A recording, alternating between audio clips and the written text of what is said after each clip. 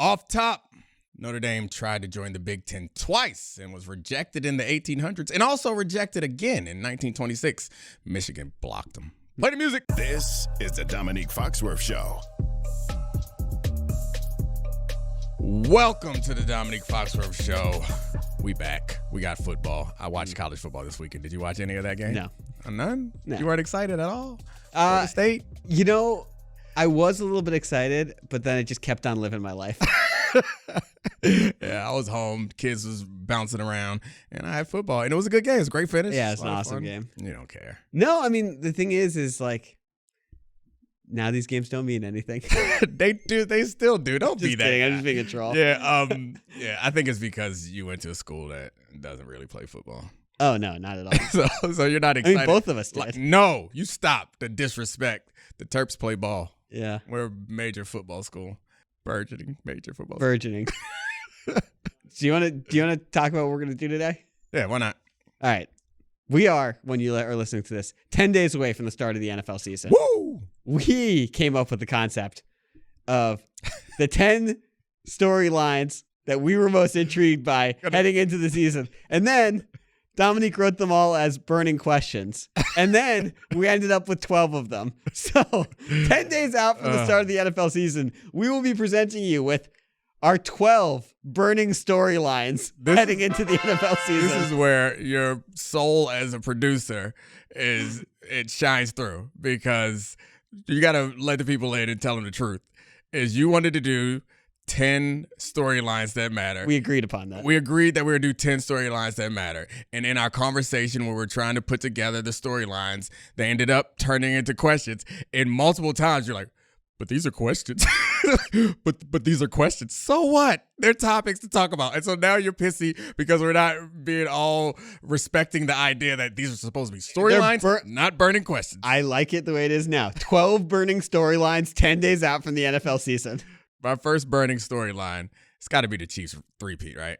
Right now, we all, I think, ad nauseum mentioned how last year was the year that they were supposed to lose. Mm-hmm. Like last year was the retool or rebuild year. They didn't have the proper receivers, and their defense carried them deep into the playoffs, and then Patrick Mahomes made magic. So they've got 2 in a row. They could be the first team in the Super Bowl era to win 3 Super Bowls back-to-back, the first three-peat.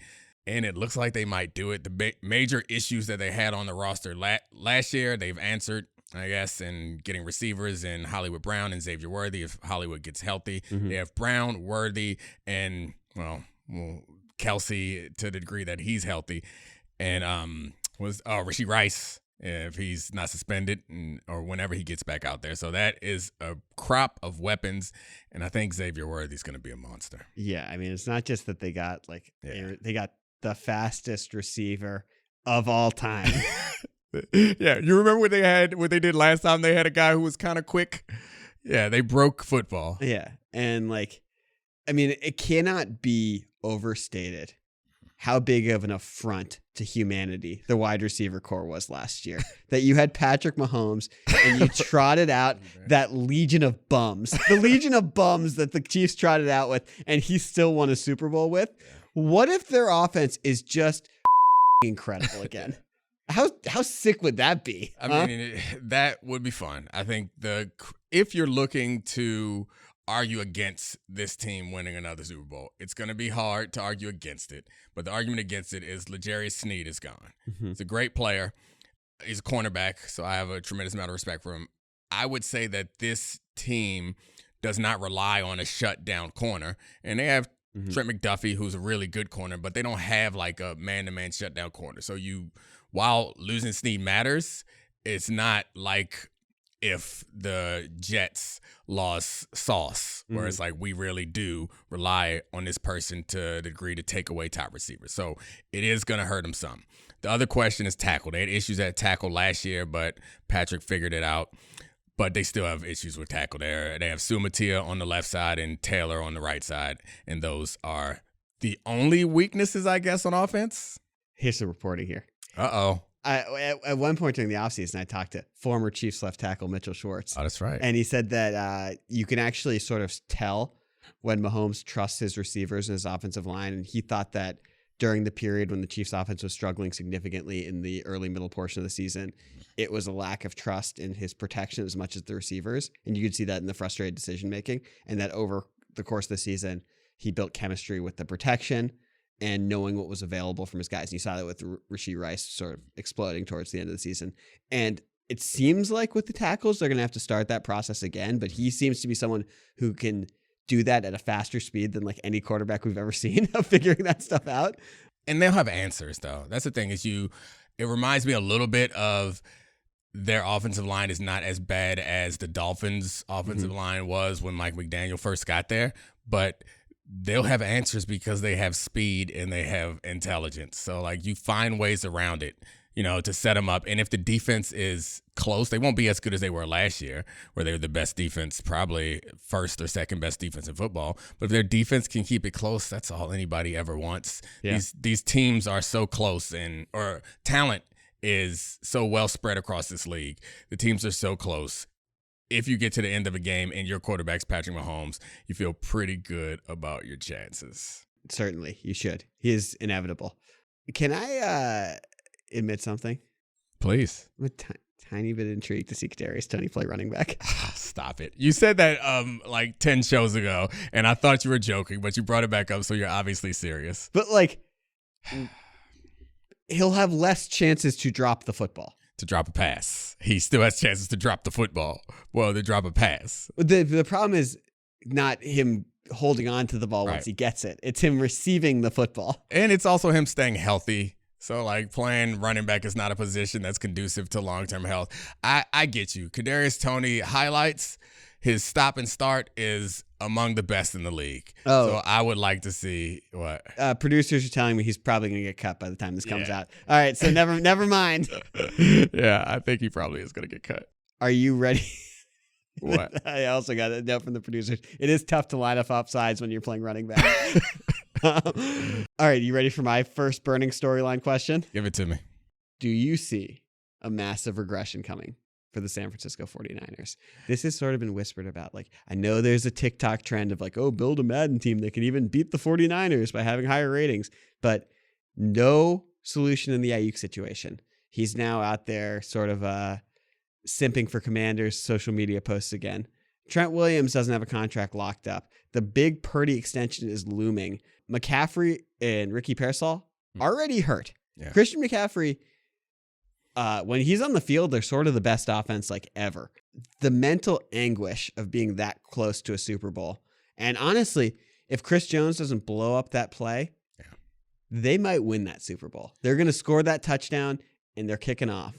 They have been excellent. Right. Do you see this as something that we are overthinking and they're still going to be excellent because they're still going to trot out very good players on both sides of the ball? Or do you see this as that this team might not be as dominant as we've seen in years past? I think the way I like to go about this question is think about the assumptions that we have to make for this to not work out. Mm-hmm. So how many of these have to be true? So Trent Williams doesn't get signed and doesn't play the whole season. Mm-hmm. Brandon Ayuk doesn't get signed or doesn't decide to show up and play the whole season. I think if both of those things happen, we're in a lot of trouble. I guess they'll get Greenlaw back on the defense. Yeah, he's on the pup right now. Yeah, Hufanga will play again at some point this season. On the pup. Yep. Those guys will help out the defense, but the defense is still pretty good. They're going to be very good. They're going to be good at defense. So I think the question is about the offensive side of the ball. The other assumptions you're making, and there have been articles written about this, about potential Purdy regression, and he's trying to do too much. And he's doing the thing in camp where you throw a lot of interceptions, and a lot of great quarterbacks say that that's where they throw their interceptions because they're testing their limits. They're seeing what their receivers can do. It's the natural progression of a quarterback who's going from good to great to superstar, wherever Purdy thinks he's going, whether you agree with him or not. I'm not offended, and I don't think anybody's concerned about him throwing camp interceptions. But there is a theory floating around that he's going to try to do too much, where he's always been a bit of a risk taker, gunslinger type. And now because he feels like he needs to prove himself, and because there might be some missing pieces from McCaffrey and to Ayuk and Williams, that he's going to feel like there's more pressure on him to do more. That's also a potential. And then there's the McCaffrey injury bug finally catches up with him, and he's never fully himself this whole season. That's the scariest part to me. the calf injury actually could linger for him. Like he actually could miss like a month of the season and come back and not feel like himself. Yeah, I think that's reasonable. So I think the question is any one of those things going to derail them? I'd say no. But how likely is a combination of any of those things to happen? I think it feels pretty high. And then I actually find this division to be one of the more interesting ones. There are other teams in there like the Seahawks, who I think with Mike McDonald coordinating that defense, it might take a second to come online, but they have players over there. They have corners, D linemen. They'll be a pretty good defense. And Geno, he's good. Yeah, he's a really, really good quarterback. So they could be a problem. The Rams also, obviously, I mean, there's no answer to replacing Aaron Donald, but as long as Matt Stafford's healthy and they have those two receivers, I think they'll be. And McVay. Yeah, and McVay. Yeah, I guess McVay is the most important piece to that puzzle. They'll be competitive. I feel like I'm dancing around because I don't want to say that I expect any regression from the 49ers because they're so good. What do you think while I formulate my answer? I think that there's a large chance that this is going to be mostly overblown. Yeah. And that they're going to be by regression. Look, there was a point in the middle of last season when we thought they were going to be like statistically one of the best teams of all time. There will most likely be regression from that. Right. But would I be shocked if it's October 15th and Brock Purdy's the leading MVP candidate again, and all of the nerds are furious, being like, he's not actually responsible for this. Elijah Mitchell ran for 200 yards last week while McCaffrey was recovering, and Ricky Pearsall, he's just as good as any other Shanahan receiver. I mean, look, I think they're probably going. I would be stunned if they're not a playoff team. Yeah. I would be stunned if they're not one of the best teams in the NFC still. But I do think there could be regression from how good they looked for portions of last season. Yeah, they have so many weapons, and I think this is bringing me closer to where we were when we were talking about the Chiefs, in that they have enough talent and a smart enough coach and a quarterback who can function in that system, not on Mahomes level, but function high enough that I think they'll be able to generate offense. Yeah. No matter what, week in and week out, they'll be able to generate enough offense, and that defense is going to be good. Kyle Shanahan generates offense. Yeah. Just he shows up and offense is generated. Like I always think about this, that through 16 games, the most passing yards in NFL history, 16 games started is Patrick Mahomes. And number 2 on that list is Nick Mullins. Yeah. Thank you, Kyle. Yeah, where's Nick at now these days? I don't know. Backing up somewhere? At least let's effort that as we go. You got another burning storyline? Yeah, I do. All right, so Caleb Williams, number 1 overall pick, Chicago Bears. He's going to be good, we assume. We see him, his preseason highlights are exciting. He rolls to his left and just... Cool it. Not too excited yet. Sound like I'm eating ice cream. But what I find interesting about this is like there is a storyline that we're going to follow this season of like how good is Caleb going to be. But the part that I find interesting is he's in such a great situation, uniquely great situation for a number 1 overall pick with offensive line, great defense, and a lot of weapons, or a good defense. I was gonna say good defense, but I was gonna say okay offensive line. They spent resources on offensive line. It's above average offensive line. So I'll give them that. Above average offensive line, great group of talent guys, a very good defense. This is very abnormal for a number 1 overall pick. You're normally on a team that was like 2 and 15. I think we can say it without being hyperbolic. It's the best situation a number 1 overall pick quarterback has ever been put in. Because this is like DJ Moore, a legitimate number 1 receiver. Right. Odunze was some people's favorite receiver in the draft, despite the Condrell fiasco. And then Keenan Allen was excellent last year when he's healthy, and is like he's a quarterback's best friend. Like that's a safety valve receiver. So that's the storyline. The burning question out of that to me is how will we actually grade him? Because that's what I find interesting, because the expectations are getting so high for him. And I'm not sure how to grade a player in the situation because it's normally like number 1 overall pick. Can you tread water? Do you seem serviceable? Like you can't save your franchise, but he's in a situation where his franchise doesn't look to need saving. It needs him to take him over to the next level. And you think about young quarterbacks that had success that were in good situations. They weren't number 1 overall picks, and there wasn't a lot of pressure on them. So it's just kind of like Russell Wilson, Ben Roethlisberger, Dak Prescott, like guys like that who were later in the draft and Brock Purdy. Yeah, Brock Purdy was not expected to have any success. Do you think he needs to play as well as CJ Stroud did last year for it to be a success? We didn't know Stroud's situation was going to be good. Right. Obviously, Nico Collins, Tank Dell, Bobby Slowick, an incredible head coach in D'Amico Ryans, and a defense that turned around more quickly because of D'Amico Ryans. Right. It was a better situation than we realized. But that is now the new standard. And he was the best rookie quarterback since Robert Griffin III or Dan Marino in like the 80s. So is that the standard now? They made the playoffs in an easier division. Mm-hmm. Are we going to measure his success by the team's success or by how he plays? Because you could be Justin Herbert, and that we left that rookie year like, oh, damn, he's special, but they weren't that good. Yeah. I guess it's either or. Yeah. Honestly, it's either or. If he puts up big numbers, it's not likely to be both. If it's both, then it blows our mind. It's either or. It's either he puts up big numbers or the team makes a run in the playoffs. Yeah, their over-under win total is 8.5. So people are expecting them to be pretty good. Yeah.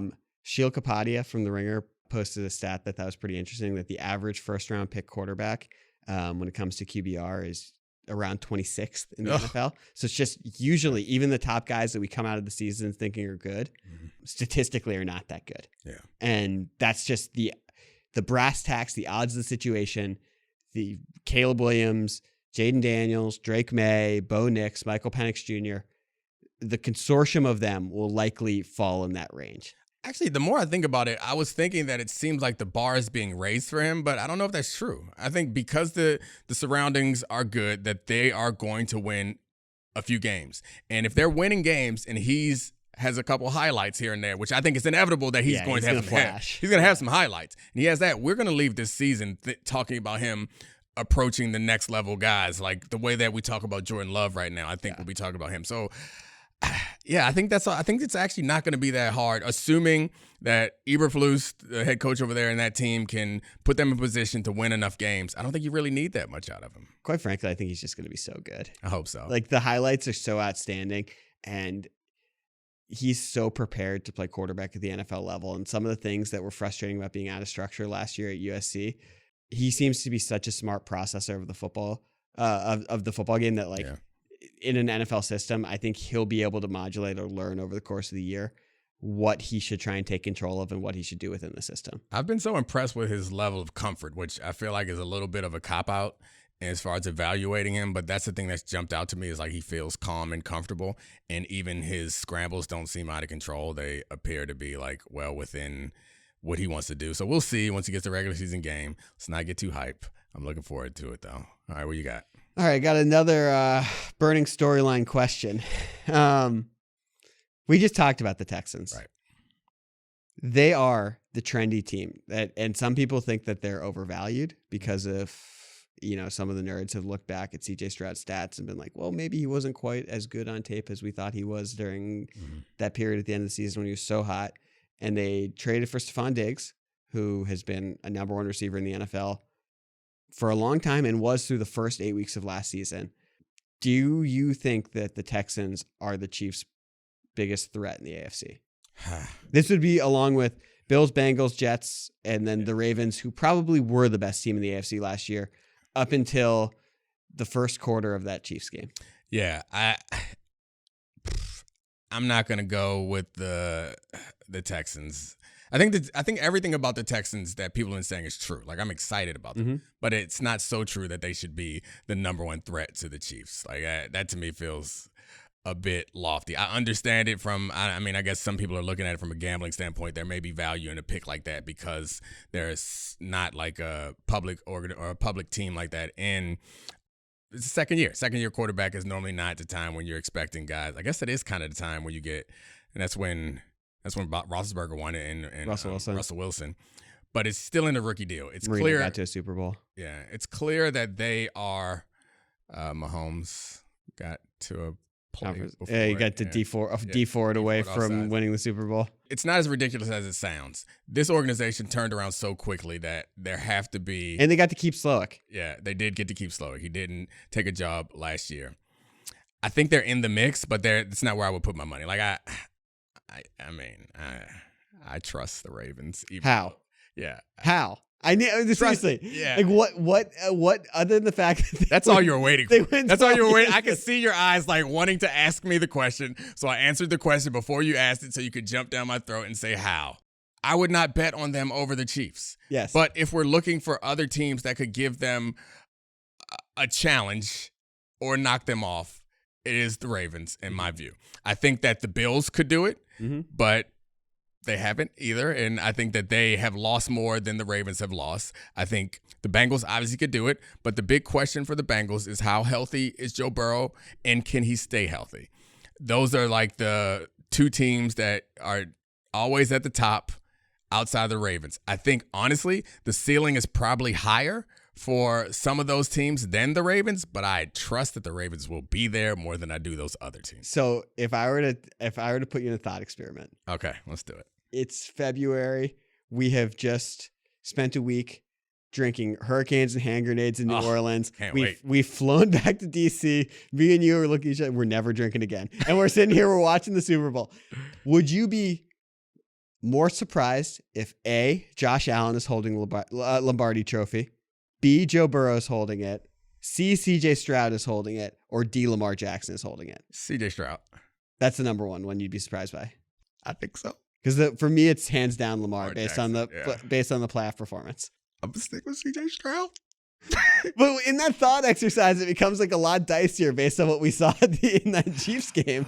Yeah, it's so tough. That game was tough. Yeah, I'm sticking with my guns. Sticking with my guns. Who do you think? So I'll turn it back around on you. Who's most likely of the four you see holding the Lombardi? Honestly, to me, it's Burrow. Yeah. Just because if he's healthy, I don't see why they would be ostensibly worse than they were a couple years ago, and that's a huge if. But all of these guys, if any of those quarterbacks get hurt, who was it? It was the Colts offensive coordinator about why Peyton Manning took all of the reps in practice. We don't practice. Yeah. And so in this exercise, we don't practice. Yeah. I agree with you, but I mean, you don't have any concern about Burrow's. Of course, 100%. Right, okay. Yeah. Right. But if everyone's healthy and hit the playoffs, you'd ride with Burrow and his weapons over anyone else. Yeah, I think so. I mean, Burrow, Allen, Jackson are so good. Yeah. They're so established. They're all such incredible football players that they could throw egg on my face if Lamar Jackson makes the Super Bowl. Of course it's possible. He's excellent and it's an excellent team. But Burrow has been so good in big moments and has actually beaten Mahomes. Yeah. I mean, beating Mahomes thing. See, that's where you lose. Beating the Chiefs. There you go. That's better. I feel better about that. I think fundamentally I have a hard time accepting that the playoffs are different than the regular season, even though I know they're technically different. It's not like if we're talking basketball, there's series, so it's like basketball's so different. Yeah, it's very different. Yeah. In the NFL, it's like same amount of time, and so like when people talk to me about like he can't do it in the playoffs, I have a hard time wrapping my brain around that idea, that concept, because you're telling me that just because it's a different date that somehow these guys, because it's still a week to lead up to prepare for a game against a tough opponent. And so that's where I have a hard time. So yes, you can look at Lamar's playoff performance and say there's a problem. And you can look at Burrow and Allen's playoff performances and say that they've been good in spots in the playoffs. They've struggled different times in the playoffs. But I just don't think that there's something special. Am I crazy? I don't know. You would know better. You would know better than me on this one. But so basketball. But we do talk about it. Yeah. And in basketball, it's very obvious. There's statistics that back it up. The amount of possessions in the game change. The shots that you get are significantly, they're harder closeouts. You have less space on the majority of shots. Some of the statistics have to be thrown out. The intensity does ratchet up a bit. And then there's also the idea of playing in a series. Yeah. So there's going to be changes in the game. There's intelligence and things that come into a game that matter. Football is interesting because the players try every week. Yeah. So it seems like it should be roughly the same, but it's undeniable that some guys are better playoff performers than others. And whether or not that's because of small sample or bigger samples, it just feels like empirical data at a certain point that there are certain guys who play better. Well, it feels like empirical data, but it's not. The playoffs is a tiny sample size. Yeah. Over the course of a decade, you find out about these guys. A lot of this has become, this is a really interesting conversation because of the runway of elite quarterbacks in the last generation. We think of it just with Brady, but Breeze, Rodgers, Manning had incredible long runways of playing in the playoffs every single season. Rivers. We saw a larger delineation between the regular season and playoff performances from every quarterback, but Brady. Brady, of course, is the best one of them, but that's just the way it was. And the sample got big enough that it became overwhelming. And presumably we're going to see something really similar with Mahomes over the course of his career compared to other quarterbacks. The funny thing is there are opposite examples too, right? Yeah, definitely. Where there are guys like Flacco comes to mind as someone who Eli Manning. Yeah, Eli comes to mind as someone who because the schedule changed to playoff time, they play better in January and February. But anyway, I don't know. We can't get to the bottom of that particular question. Nick Foles. Yeah. It's one of my best predictions. Yes. Was when they lost Wentz. I said they still were going to go and picked them to win. They still won it because of my appreciation for offensive line play. So it's like, look, that O-line is incredible. They're going to win it. Hungry dogs run fast. shout out Chris Long, friend of the program. Right. Do you want to give your next burning question storyline? Speaking of the Eagles, Jalen Hurts, Nick Sirianni, will they be able to coexist, or is Sirianni going to get fired? Have you ever seen something like this? Franchise quarterback and the coach, like it's being reported that there's friction already at this point. And that it's all the stuff last year, the Sirianni him grabbing Sirianni's hand after the flipping off the fans, all this stuff. This has felt like it's not a soap opera because it's not the Cowboys or the 49ers or anything like this, but it feels like an under the radar soap opera having a coach and a quarterback who are both, I mean, the Eagles reinvested in Sirianni by not firing him last year. Like they were very close to getting rid of this, and they kept him. They've spent so much money on Hurts. This is a very strange vibe situation between two assets that need to be in unison. So the strange vibes, like I don't want to completely discount it, but that's not as concerning to me, and maybe they're connected as his participation in the game planning. Yeah. It seemed that in the piece that I think it was McManus and Fowler wrote, it talked about how Nick Sirianni was the reason why the offense was as kind of stagnant and inflexible as it was last year. And it seems pretty clear that they've handed it all the way over to Kellen Moore. And I think it's fine if your head coach and your quarterback aren't best friends. As long as they don't get along, they don't even have to like each other, it's fine. I'm good with that. Yeah, you can win 6 Super Bowls that way. As long as it does not interfere with the way that they're preparing and the way that they're playing. And it seems like they've gotten that issue out of the way because Kellen Moore is an established offensive coordinator, and he's not a first-year offensive coordinator. And Sirianni is not going to be allowed to meddle in the decision-making there. So I think that problem's not going to pop. It's not going to be an issue. And they've had a lot of success when Sirianni is not handling the offense or the defense. Yeah. Like the Steichen and Gannon year. Yeah. They were incredibly well coached. So well coached that both of them got jobs. And I do think you can't mess it up when you got Saquon. They're so talented. Yeah. The weapons are ridiculous. Like obviously AJ and Devontae and Goddard and Saquon, but like Saquon, is there any player switching teams this year that you're more excited to see than Saquon Barkley? No, I mean, I Derrick Henry joining the Ravens will be fun, but I still rather see Saquon because the Saquon, I think Derrick Henry is a double down on what the Ravens do well. Saquon is the same sort of thing, but Saquon is more complimentary because they have those two really good receivers that will draw some attention, and he creates space for Saquon, who can also catch passes and run the ball. So I'm more excited to see. And then our offensive line is really good. I'm really excited to see what Kellen Moore does with this offense as long as Nick keeps his hands off of it. And sneaky, running backs thrived in Kellen Moore's offense for a long time. So much of it was about the fact that Dak put up like remarkable numbers for a lot of the Kellen Moore era and was just like very, very solid. But like, Zeke, Tony Pollard, those guys, they had a good running attack every single year. Your turn. All right. Do you think the Bills should be the favorites in the AFC East? This is my next burning storyline question. I do, actually. Yeah. It's really a 3-horse race. Sorry, Patriots fans. Yeah. Bills, Jets, Dolphins. You said, should they? That's a different question than do I have them there? I think I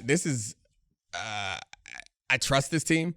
After all the injuries they had last year, they put it together, made a big run towards the end of the season, and replaced a bunch of really talented defensive players, managed to have success despite the fact that they did not include Stephon Diggs. And that's going to be the biggest issue right now is they don't have a receiver that we know and trust. Like the rookie Coleman, they got Shakir, they got Mac Holland, who's become very famous for being weird, not necessarily, or being abnormal. Won't wear foot prisons unless it's to practice. In airports. Or a game. In airports. He said that yeah. he doesn't go to airports without shoes. Foot prisons are what Matt Collins calls shoes. So they're going to be a tight end heavy offense, it would seem, with Knox and Kincaid.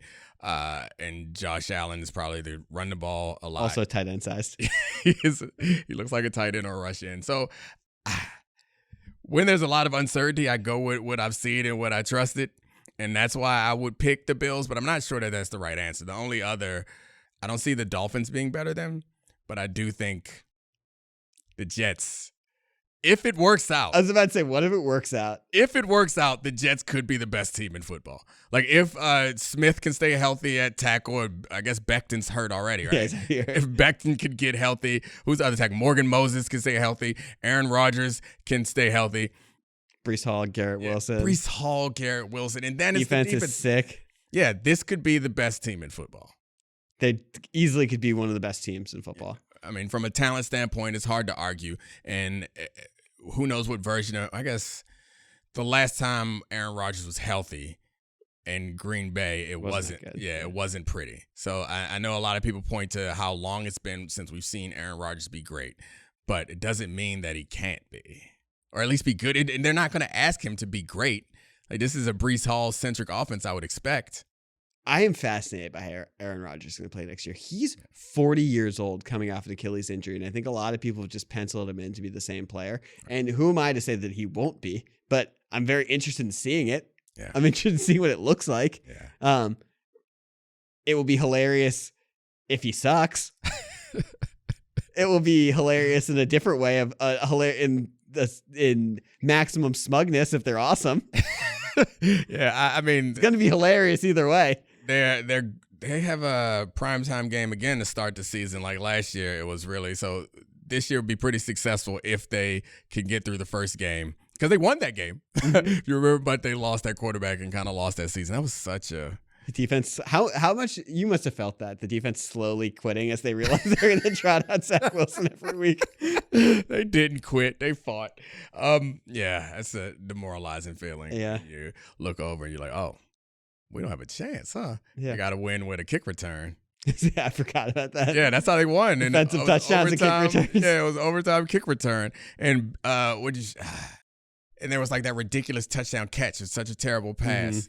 But Garrett Wilson snatched it from the defender and it's caught a touchdown. Yeah. I think if we could guarantee complete health and everything works out, the Jets are the most talented team. But we can't guarantee all that. I've seen the Bills respond in really dire situations where they needed to win 5 of their last 6 to get in the playoffs. They did it, and then they played pretty well against the Chiefs. They played awesome. Yeah, they played winnable football against the Chiefs, the eventual Super Bowl champs. Like, you're going to have to do more than what I've seen so far for me to knock them off, as long as the players that they have returning are returning, the coaches and the general managers returning. I really like the Bills. Yeah, I'm with that. I think it's been overrated how much of a drop-off there's going to be. And Josh Allen just seems awesome every year by the end of the year. He's just a really, really, really great player. And you pencil those guys in to win divisions for a long time.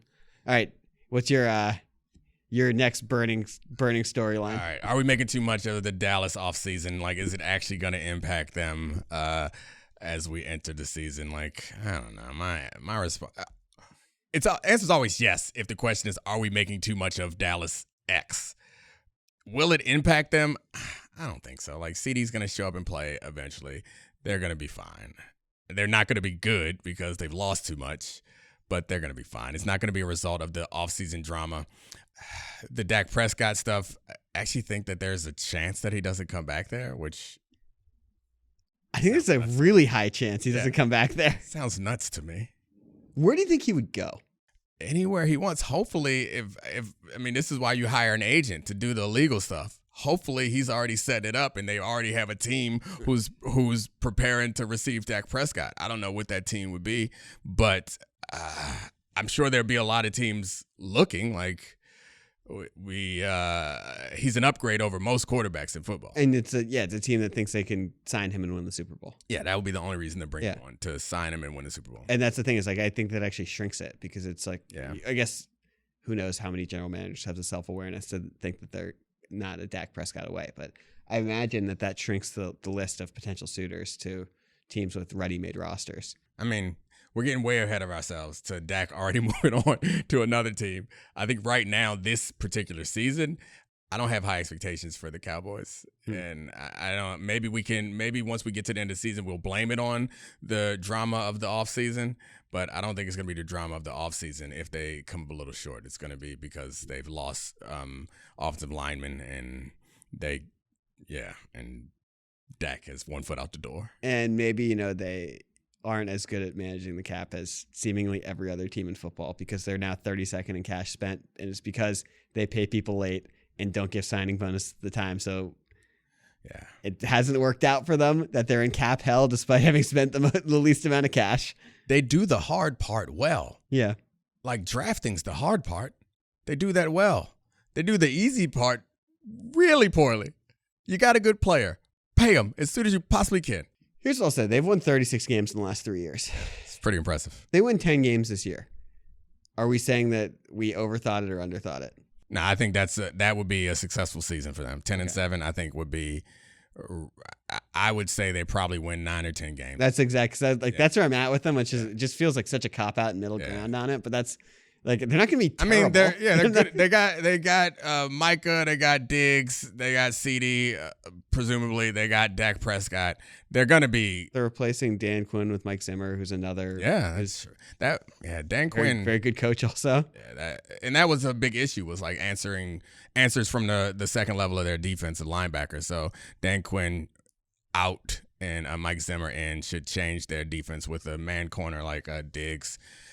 And, I mean, playmakers in the secondary generally, they should be good. Deron Bland. Yeah, Deron Bland is everywhere. Just, that was so much like, they overachieved last year. Deron Bland had like 6 touchdowns. It's absurd. How many years, though, are they going to have? They're going to have just cornerbacks just have crazy interception luck. And their cornerbacks, they got a dedicated cornerback coach, right? Isn't Al Harris there? Yeah. Yeah. Get that man a head coaching job. All right, your turn. Okay. So we have a few more, but have the Panthers given you, this is a real big burning question storyline. About the Panthers? Yeah. All right. Have the Panthers done anything to give you faith in Bryce Young having a bounce back season? Oh, I thought you were going to say anything right. No. I mean, the things that they did this offseason were the right things to do, but it also does not like inspire confidence. Like they added some playmakers, but not like the big. I mean, there aren't big Deontay playmakers. Johnson. Yeah, there aren't big playmakers available. Mm-hmm. So, but they didn't add like a true like top of the league #1 receiver. And then the real logical part, which also is hilarious to me, is they went and got some guards. Yeah. How do you sell that to your fan base? Like, hey, we got this problem solved. We're going to get some guards. Watch out.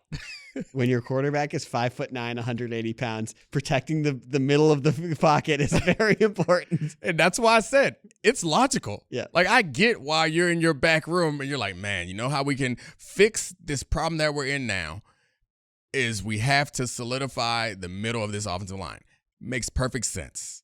But it does not get me fired up. It is not like we're going to get Canales and some guards, baby. Dirty Dave.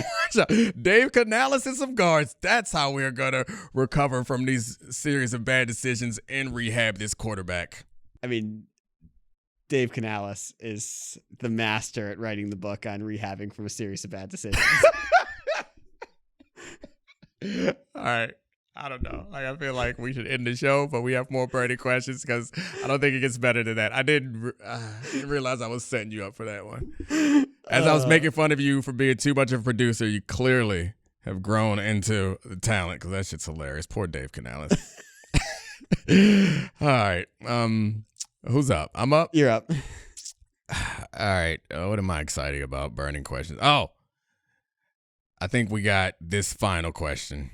Oh, no, it's not a final question. We can get the final question. Here's here a couple of the others we'll run through this. That's why I got. That's why you can see me buying time. It's like 3 that I want to talk about all, but I know we don't have that much time. Well, all right. It's the Lions who are entering the season as a favorite. That's awesome. Yeah. Jordan Love, who's played 8 games, got a massive extension. Those 8 games rapid fire were spectacular. give me 14 of them. It's like, look at that. Like, he seemed like someone who is going to be one of the next great quarterbacks in the NFL. Is he going to be awesome now? Now you're up.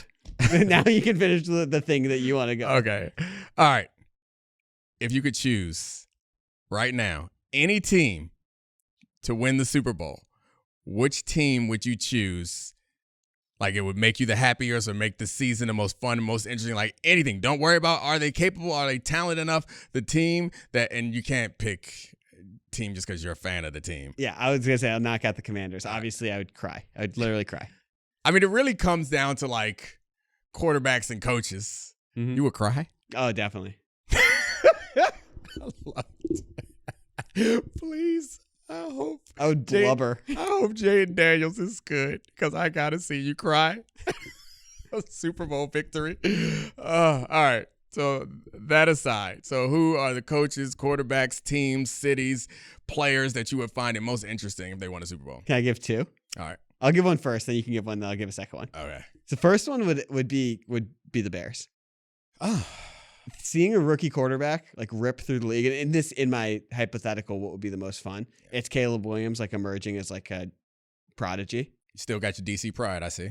And that would just be so cool. It's literally would be something we have never seen before in the NFL. Ever. It'd also be pretty cool because it sets the stage for years to come. Mm-hmm. Because if they win the Super Bowl, Caleb Williams is going to be awesome. And becomes the second biggest star in the NFL. Yeah, immediately becomes the second biggest star. And then we have and it will be potentially against the Chiefs. Mm-hmm. And we will have a great storyline for years to come. One guy in NFC, one guy in AFC. Mahomes and Caleb going head to head for the next 10 years. That'd be pretty great. I like it. All right. I'm trying. I can answer this question honestly. You got to be honest. I mean, I got to be honest. It's like a couple guys come to mind. I'd really love to see Lamar after we had the conversation earlier. Yeah. It's Lamar, Dak. Give me Dak. I mean, you're going to mock me whether I said these names or not. You were going to make fun of me for these names. I don't know. They'd be pretty great. It'd be pretty awesome if the Falcons won the Super Bowl with Michael Penix. Michael Penix won the Super Bowl. It'd be pretty great. Counterpoint. I mean, I love this. I love that you're just going through the list of black quarterbacks that you have to win the Super Bowl. But Josh Allen. Yeah. Josh Allen. I would love to see Josh Allen win the Super Bowl. Tell me you would not have more fun than going on Foxworth Fridays on the right time if Kirk Cousins won a Super Bowl for the Falcons and Bomani had to pretend that he wasn't happy about the Falcons winning the Super Bowl and had to pretend that Kirk Cousins wasn't that good. That would be fun. Kirk Cousins winning a Super Bowl would be hilarious. It would be the best hour of 2025. No. I don't think that Bo would be pretending like he wasn't happy. I think he'd be pretending like he wasn't upset. Yeah. Because I think that he's genuine in that he doesn't like the Falcons anymore. But I think he'd be lying if he said it wouldn't annoy him a little bit if they won a Super Bowl, especially with Kirk Cousins. That'd be pretty fun. It would be the funniest storyline ever. Just because of Bomani Jones. So who's your second? So your second team was the Falcons. For okay, that reason. okay, But you said with Penix. I said with Kirk Cousins. Yeah, I think it'd be more fun with Penix, but you're right, the Kirk Cousins things. Because then it would give Bomani a chance to jump back on the bandwagon. But he couldn't. He could. If they switched to Penix, there'd be a reason to jump back on. Yeah. And I would talk him into it. Like, you don't want to be here when they win the Super Bowl. So you're saying this from a winner's mentality. I'm from a loser city where all I can think of is my friend's pain. All right. Is there any other teams that you care about? I feel like watching Harbaugh would be pretty funny if Harbaugh won a championship in college, came here and won a Super Bowl. That'd be hilarious. Purdy winning a Super Bowl would just be great too. Even though they were very obvious. Yeah. Him hoisting the Lombardi trophy and winning the MVP in one season would be so funny. I'd be happy for Shanahan. Yeah. I feel like Shanahan's grown up, and I mean, he was around the facility when I played for the Broncos. He's grown up in football. There's nothing more important to him in life, I think, than winning a Super Bowl. And he's been painfully close so many times. If you go back to him as offensive coordinator of the Falcons and then head coach against the Chiefs, and they had that twice had that Tyreek ridiculous catch in that 10-point Garoppolo overthrow. They lost that. And then last year, missed block essentially cost them a chance to win the Super Bowl. I'm sure that man would speak of crying. He would cry. I can't take watching him lose another Super Bowl. I'd rather them not get there. Do you think he's actually cried? No, I think it looks like, remember that photo of like Urban Yeah. Meyer sadly eating Papa John's on the back of a golf cart after losing a playoff game? I think like he's metaphorically on the back of a golf cart sadly eating Papa John's. No, I think he went in the hotel room and cried. Or just broke everything. Yeah, I think he definitely cried. I feel like I would cry. Hell yeah. John Lynch definitely broke everything. Yeah. All right, Charlie, that was fun. We got to get the So what if they made the playoffs? Would you cry? No. Okay. If they won a playoff game, would you cry? No. If they get to the Super Bowl, would you cry? No. So they got to win the Super Bowl. Yes. Damn it. That's not happening no time soon. Anyway, all right, Charlie, thanks for doing this. This has been great. Thank everybody for listening. Thanks to great producers. I love you, Podville. We're out. This is the Domonique Foxworth Show.